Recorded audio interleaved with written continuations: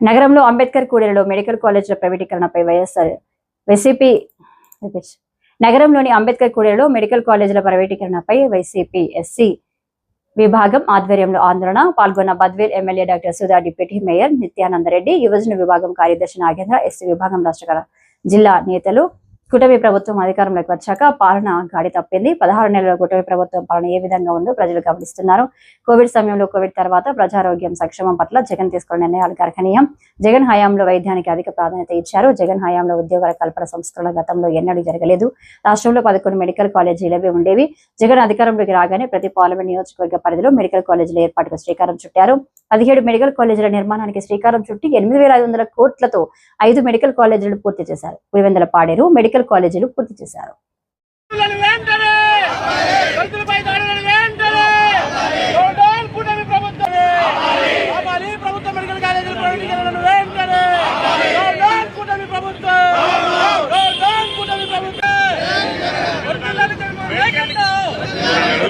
బాగుంటది. మెడికల్ కాలేజీల ప్రైవేటీకరణను వెంటనే ఆపాలి. మెడికల్ కాలేజీల ప్రైవేటీకరణను వెంటనే ఆపాలి. మెడికల్ కాలేజీల ప్రైవేటీకరణను వెంటనే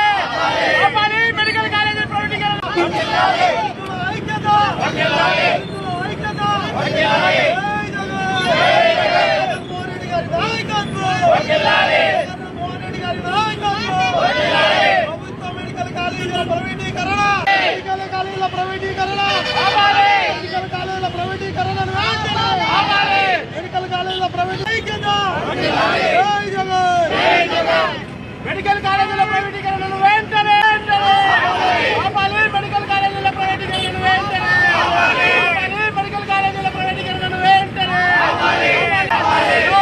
కూటమి ప్రభుత్వం దళితులపై దాడులు ఆపాలి. దళితులపై దాడులు ప్రైవేటీకరణ ఆపాలి.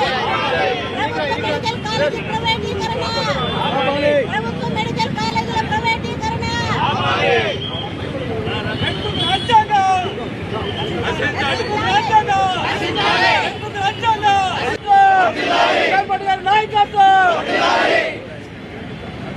అంబేద్కర్ గారి విగ్రహం ప్రైవేటీకరణను వెంటనే అంబేద్కర్ గారి విగ్రహం ప్రైవేటీకరణను వెంటనే అంబేద్కర్ గారి విగ్రహం ప్రైవేటీకరణను వెంటనే నాడు నేడు అమలు పరచాలి. విద్యారంగంలో నాడు నేడు అమలు చేయాలి. విద్యారంగంలో నాడు నేడు అమలు చేయాలి. ఆరోగ్యంలో నాడు నేడు అమలు చేయాలి. వెంటనే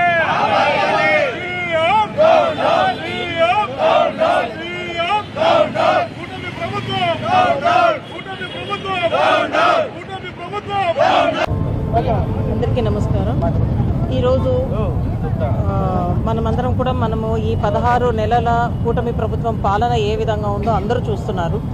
జగన్మోహన్ రెడ్డి సార్ తన టెన్యూర్లో 19 నుంచి 24 వరకు 2 ఇయర్స్ కోవిడ్ పోయిన తర్వాత కూడా ప్రజా ఆరోగ్యం పట్ల, ప్రజా సంక్షేమం పట్ల ఆయన తీసుకున్న వినూత్నమైన నిర్ణయాలందరూ కూడా అందరూ చూస్తున్నారు, అందరూ గర్విస్తున్నారు కూడా. ఆయన పాలనలో మేము పనిచేసినందుకు మేమంతా కూడా గర్వపడుతున్నాం. ఎందుకంటే యాజ్ అ డాక్టర్ కూడా మేము గమనిస్తే మెడికల్ అండ్ హెల్త్లో ఎంత గొప్ప సంస్కరణలు కానీ, ఎన్ని జాబ్ ఆపర్చునిటీస్ కానీ జగన్మోహన్ రెడ్డి సార్ టైంలో వచ్చినంత మనం గతంలో ఎప్పుడు రాలేదు. ఇంతకుముందు మనం చూస్తే ఓన్లీ 11 మెడికల్ కాలేజెస్ ఉంటే జగన్ సార్ అధికారంలోకి రాగానే 17 మెడికల్ కాలేజెస్కి శాంక్షన్స్ తీసుకొచ్చి ఒక 8,500 కోట్లలో దాంట్లో 5 మెడికల్ కాలేజెస్ని కంప్లీట్ చేసి, ఇంకా పులివెందుల, పాడేరు 2 పూర్తిగా కంప్లీట్ అయిపోతే ఈ కూటమి ప్రభుత్వం అధికారంలోకి వచ్చిన తర్వాత వాటిని కంప్లీట్ చేసి నిర్వహించకుండా వచ్చిన మెడికల్ కాలేజెస్కి ఎన్ఎంసీ 50 సీట్స్ పర్మిషన్ ఇస్తే కూడా నిర్వహించలేమో అని వెనక్కి రాసిన ఘనత ఈ కుటుంబ ప్రభుత్వంది. ఇంకొక 5,000 కోట్లు పెడితే ఈ మిగిలిన మెడికల్ కాలేజెస్ కూడా పూర్తి అయిపోతాయి. వాటిని ప్రజల్లోకి తీసుకొస్తాము.